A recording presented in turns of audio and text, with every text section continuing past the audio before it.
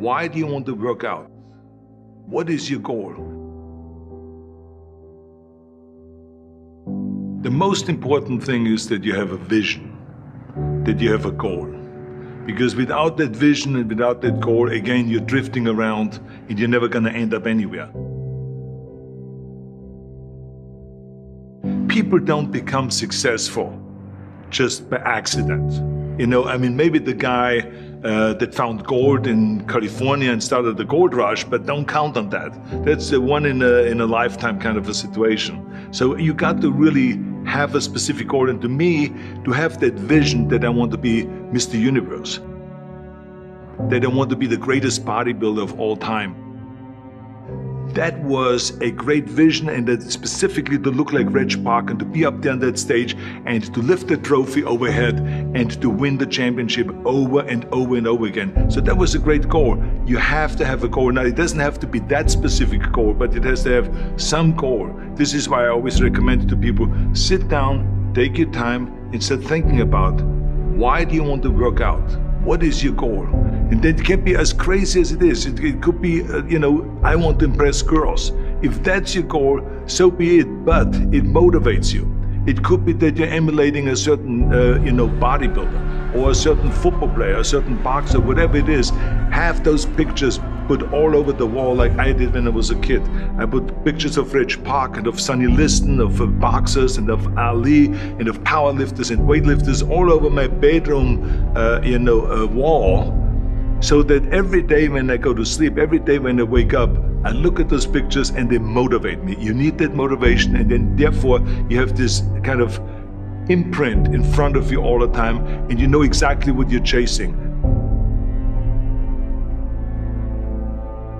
People always come up to me and says, why are you smiling? You're working out 5 hours a day. You're doing the same as the other guys, but the other guys have a sour face. They're pissed off that they have to do another rep or another set or something. I looked forward to another 1,000 reps of sit-ups. I looked forward to another 500 pounds of leg press or squat. I looked forward to doing more and more curls until my arms fall off. Why? Because I knew that every rep that I did and every set that I did and more weights that I lifted, I get one step closer to turning that vision into reality. So I was turned on by that. I was excited. I couldn't wait to get to the gym.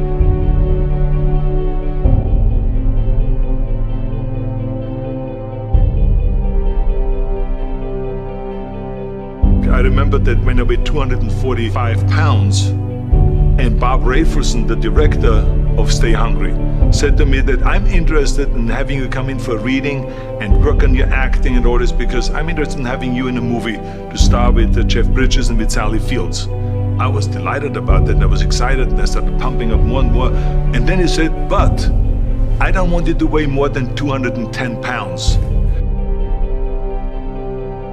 You want me to be in the movie, but I'm weighing 245, 246. I say, I just won the Olympia, I say, which was 1974, and I was really at my biggest. And but he demanded that, and he says, look, it's very simple. On the day we start shooting, he says, I'm gonna put you on a scale, and if you don't make the 210, you're out, because I have someone else in mind.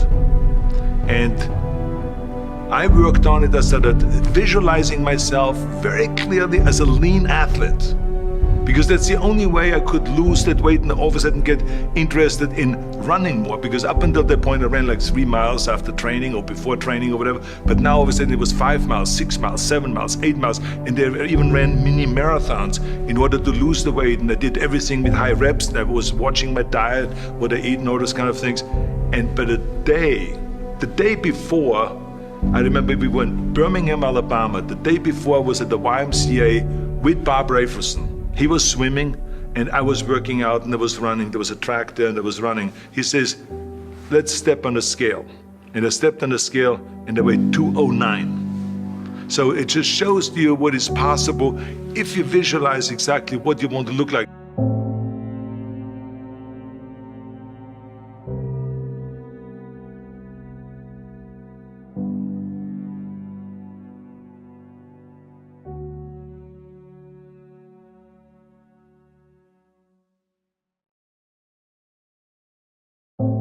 And there was no room for any kind of like, well, I can't get my act together or anything like this, because there's only a certain amount of time. But the key thing again is have the clear vision.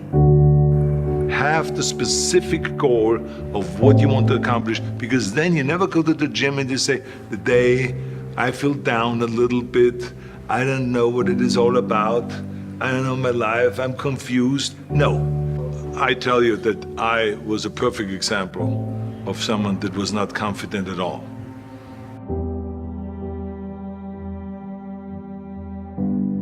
I mean, when I was a kid, I was just like any other kid. I had my hang-ups and problems and all this.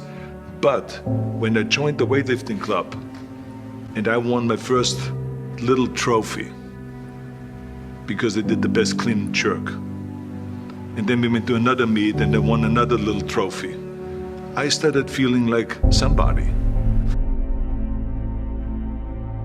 But the bottom line is, everyone can use the same method, because I used it in politics, I used it in making money, I used it in everything that I've done in the movie business. When you have one little victory, little victories add up, and that is what gives you then ultimately confidence. Well, for me, the most important thing always is to have a deadline. So when I, for instance, had a competition, and let's say the competition was in the middle of September, and it was now beginning of summer, so there was no more time to screw around.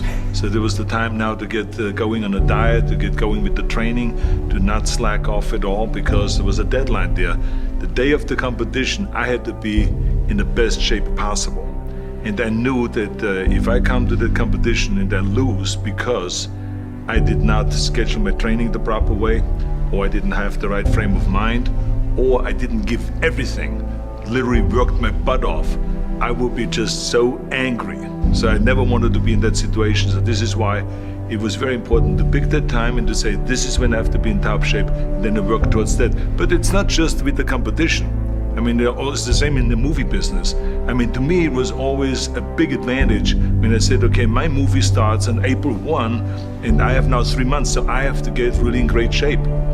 So you pick those times. It could also be that you have no movie and you have no Mr. Olympia or no Mr. America, no Mr. Universe coming up or any of those things. But you say to yourself, the summer starts in June.